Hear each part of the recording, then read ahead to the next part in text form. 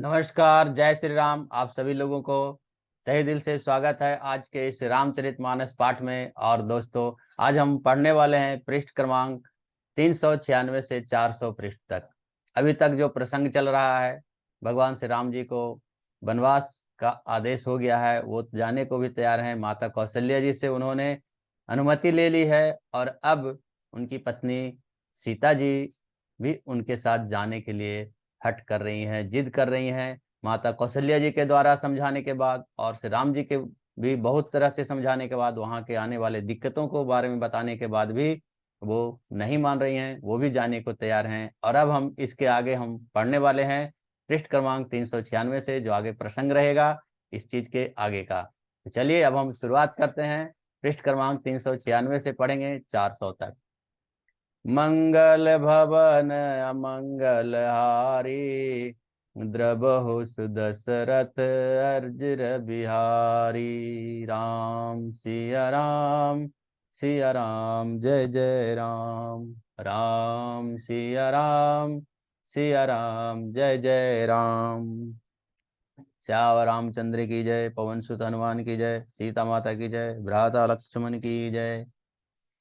पृष्ठ क्रमांक 396 से अब हम पढ़ने वाले, जो जंगल में वन में आने वाले दिक्कतों के बारे में श्री राम जी बता रहे हैं, उसमें ही ये प्रसंग आगे है। ब्याल कराल बिहग वन घोरा, निशिचर निकर नारी नर चोरा। डर पहि धीर गहन सुधि आए, मृगलोचन तुम भिरू शुभाए।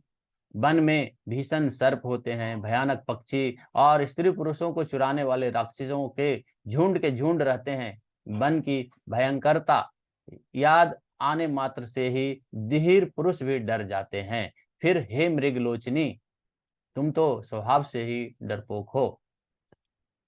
हंस गवनी तुम नहीं बन जोगु, सुनी अप जसु मोहि देय लोगु। मानस सलील सुधा प्रतिपाली, जियई की लवन पयोधि मराली। हे हंसगमनी, तुम वन के योग्य नहीं हो। तुम्हारे वन जाने की बात सुनकर लोग मुझे अपयश देंगे, बुरा कहेंगे। मानसरोवर के अमृत के समान जल से पली हुई हंसनी कहीं खारे समुद्र में जी सकती है। नवरसाल वन विहरन शीला, शोक की कोकिल विपिन करीला। रहु भवन असहृदय बिचारी, चंदवदनी दुख कानन भारी। नवीन आम के वन में विहार करने वाली कोयल क्या करील के जंगलों में शोभा पाती है। हे चंद्रमुखी, हृदय में ऐसा विचार कर तुम घर पर ही रहो, वन में बहुत ही बड़ा कष्ट है। दोहा। सहज सुहृदय सुगुर स्वामी सिख, जो न करे सिर मानी। सो पछताई अघायुर, अब सी होई हित हानि। सियावर रामचंद्र की जय। स्वाभाविक ही हित चाहने वाले गुरु और स्वामी की सीख की जो सिर चढ़ाकर नहीं मानता है, वह हृदय में भर पेट पछताता है और उसके हित की हानि अवश्य होती है। सुनि मृदु वचन मनोहर पिय के, लोचन ललित जरे भरे जल सिय के। शीतल सिख दाहक भई कैसे, चकई शरद चंदन निधि जैसे। प्रियतम के कोमल और मनोहर वाणी सुनकर सीता जी के सुंदर नेत्र जल से भर आए। श्री राम जी ने यह सीख, शीतल सीख उनको कैसे जलाने वाली हुई, जैसे चकवी को शरद ऋतु की चांदनी रात होती है।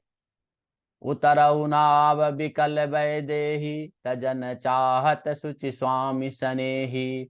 बरबस रोकी बिलोचन बारी, धरि धीर जूर अवनी कुमारी।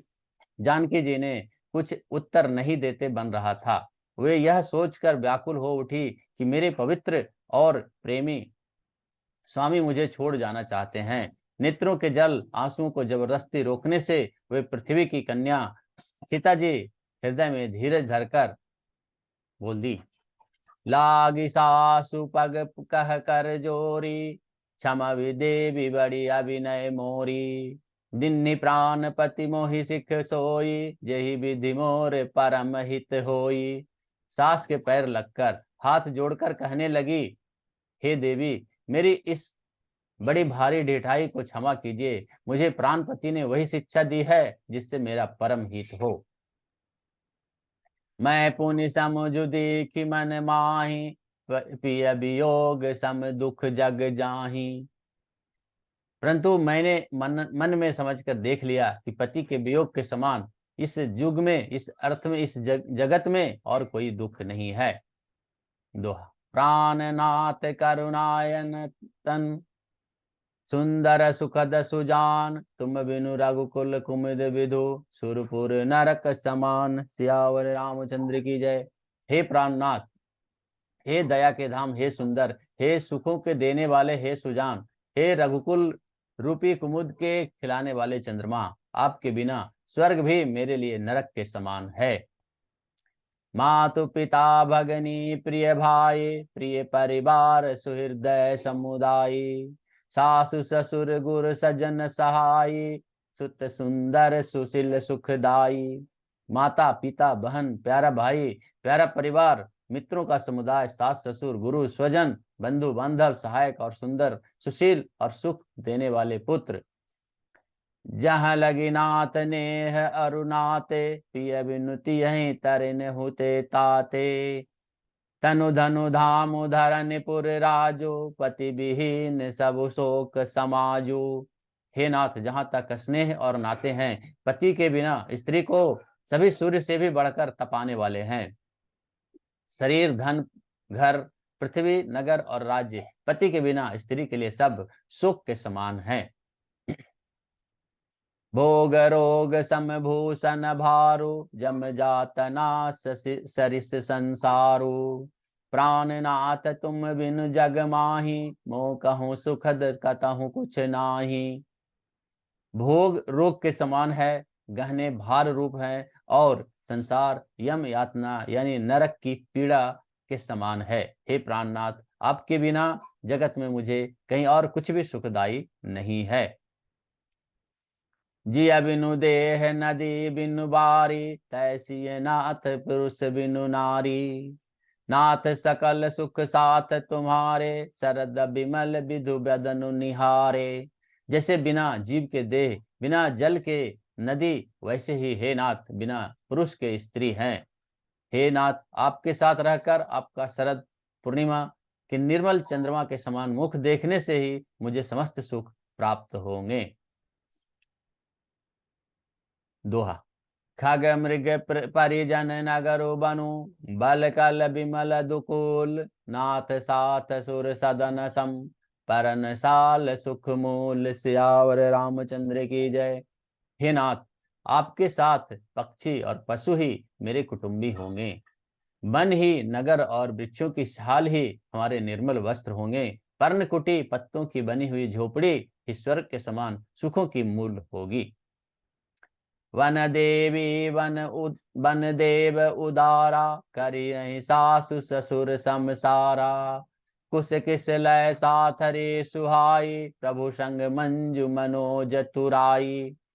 उदार हृदय के वन देवी और वन देवता ही सास ससुर के समान मेरी सार संभार करेंगे, और कुशी और पत्तों के द्वारा पत्तों की सुंदर सारथी बिछौना ही हमारी प्रभु के साथ कामदेव की मनोहर तोषक के समान होगी। कंद मूल फल अमिय आहारु, अवध सौद सत सरिस पहारु। छिनु छिनु प्रभु कमद कमल बिलो की, रहियहु मुदित दिवस जिमि को की।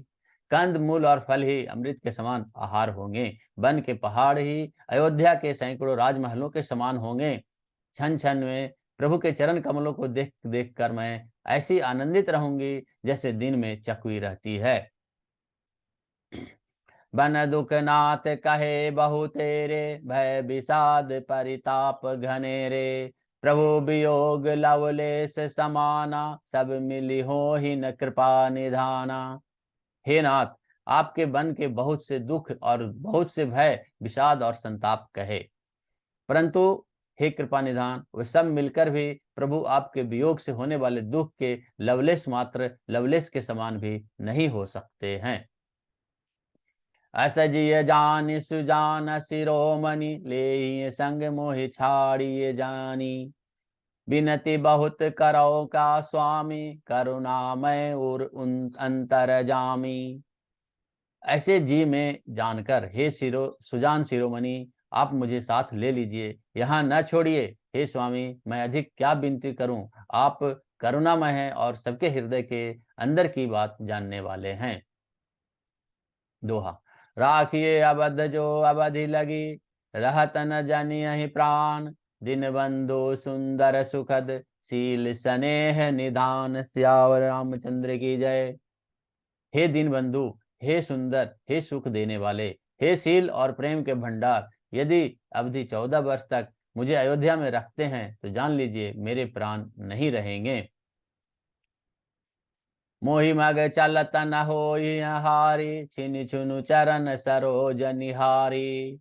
सब ही भांति पिय सेवा करी हो, मार्ग जनित सकल श्रम हरि हो। क्षण क्षण में आपके चरण कमलों को देखते रहने से मुझे मार्ग में चलने वाले थकावट कभी न होगी।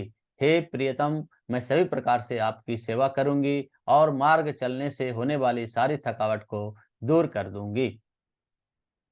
पाय पखारी बैठी तरु छाही, करियहु बाऊ मुदित मन माही।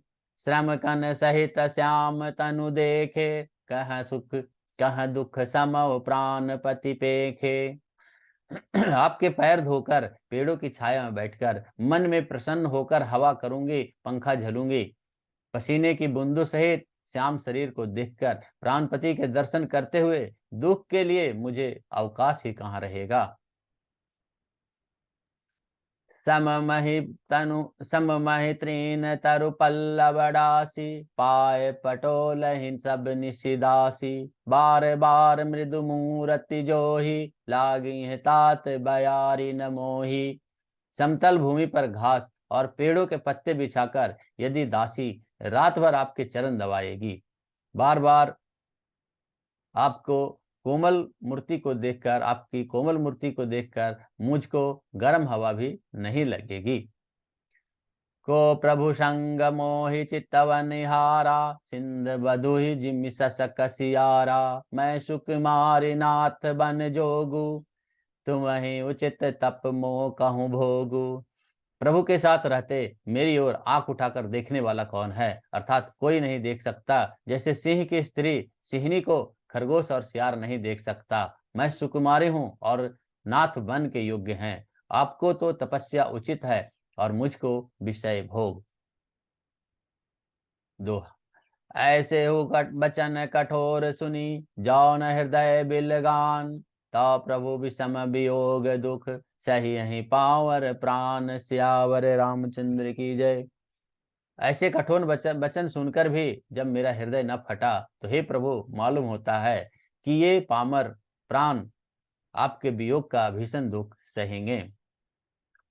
अस कहे सिए बिकल भई बारी, बचन वियोग न सकी सभारी। देखी दशा रघुपति जी जाना, हठि राखे नहीं राख ही प्राणा। ऐसा कहकर सीता जी बहुत ही व्याकुल हो गई। ये वचन के वियोग को न संभाल सकी, अर्थात शरीर से वियोग की बात तो अलग रही, वचन भी वियोग की बात सुनकर ये अत्यंत विकल हो गई। उनकी यह दशा देखकर श्री रघुनाथ जी ने अपने जी में जान लिया कि हठपूर्वक इन्हें यहाँ रखने से ये अपने प्राणों को न रखेंगे। कहे हो कृपाल भानुकुल नाथा, परिहरि सोच चलहु बन साथा। नहीं विषाद कर अब सरु आजू, बेगी करहु बन गमन गवन समाजू। तब कृपालु सूर्यकुल के स्वामी श्री रामचंद्र जी ने कहा कि सोच छोड़कर मेरे साथ वन को चलो। आज विषाद करने का अवसर नहीं है, तुरंत वन गमन की तैयारी करो। कहे प्रिय वचन प्रिया समुझाई, लगे मातु पद आशीष पाई। बेगी प्रजा दुख में टब आई, जननी निठुर बिसरी जनि जाई। श्री रामचंद्र जी ने प्रिय वचन कहकर प्रियतमा सीता जी को समझाया, फिर माता के पैरों लगकर आशीर्वाद प्राप्त किया। माता ने कहा, बेटा जल्दी लौटकर प्रजा के दुख को मिटाना और यह निठुर माता तुम्हें भूल न जाए। फिरहि दशा विधि बहुरी की मोरी, देखिए नयन मनोहर जोरी। सुदिन सुघरी तात कब होई, जननी जियत बदन विधु जोहि। हे विधाता, क्या मेरी दशा फिर पलटेगी? क्या मेरे अपने नेत्रों में मैं इस मनोहर जोड़ी को फिर से देख पाऊंगी? हे पुत्र, वह सुंदर दिन और शुभ घड़ी कब होगी जब तुम जननी जीते जी तुम्हारा चांद सा मुखड़ा फिर देखेगी। दोहा। बाहुरी बच्चा कही लालू कही, रघुपति रघुबर तात, कबहि बुलाई लगाई हिय, हरसि निरखहूँ गात। सियावर रामचंद्र की जय।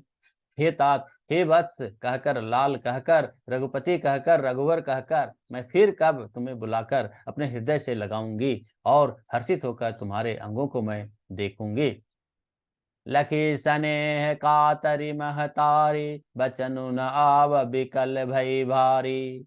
राम प्रबोध किन्न विधि नाना, समऊ स्नेहु न जाई बखाना। यह देखकर माता स्नेह के मारे अधीर हो गई है और इतनी अधिक व्याकुल है कि मुंह से वचन नहीं निकलता। श्री रामचंद्र जी ने अनेक प्रकार से उन्हें समझाया। वह समय और उस स्नेह का वर्णन नहीं किया जा सकता है।